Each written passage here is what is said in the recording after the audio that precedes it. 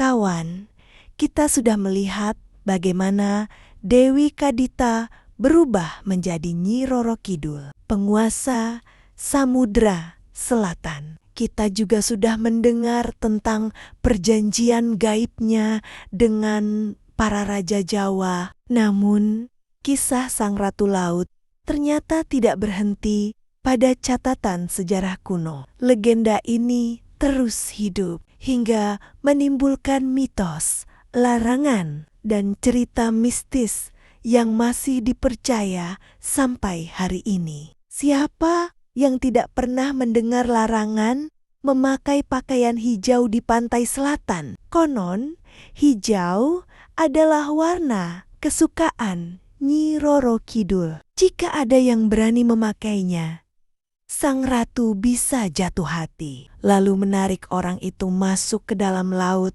untuk dijadikan bagian dari pasukannya. Banyak orang hilang secara misterius saat berenang di pantai selatan. Ombak besar yang tiba-tiba muncul, arus yang menyeret ke tengah laut. Semua itu sering dikaitkan dengan panggilan sang ratu. Apakah itu hanya fenomena alam atau benar-benar ulah gaib dari penguasa laut? Hingga kini tidak ada yang bisa memastikan. Banyak warga sekitar pantai selatan bercerita tentang penampakan wanita cantik berbusana hijau. Terkadang ia terlihat berjalan di tepi pantai saat senja dengan wajah mempesona, tapi tiba-tiba menghilang bersama hempasan ombak. Ada pula cerita pengunjung hotel yang mengaku bermimpi ditemui seorang wanita misterius. Dan ketika terbangun,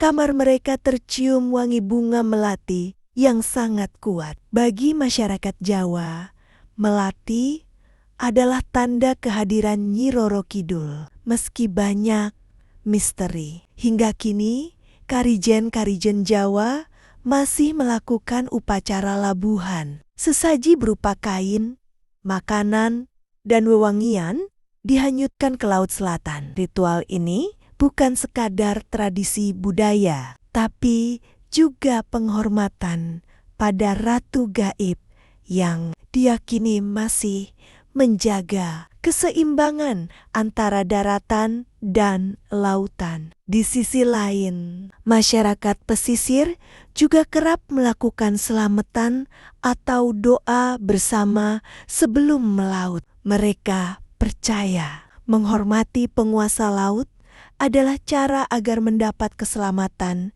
dan rezeki yang lancar. Kawan, puli, legenda Nyi Roro Kidul sudah berusia ratusan tahun, namun masih begitu kuat hingga kini. Bagi sebagian orang, ia hanyalah cerita rakyat. Namun bagi yang percaya, ia adalah nyata, hadir, dan masih menguasai samudra. Apakah Nyi Roro Kidul benar-benar ada atau hanya mitos yang dibentuk oleh budaya dan politik masa lalu? Tak ada jawaban pasti. Yang jelas, ombak pantai selatan akan selalu menjadi saksi bisu. Tempat misteri sang ratu laut tersimpan rapat. Itulah kisah besar Nyi Roro Kidul. Dari seorang putri yang terbuang menjadi penguasa samudra, hingga mitosnya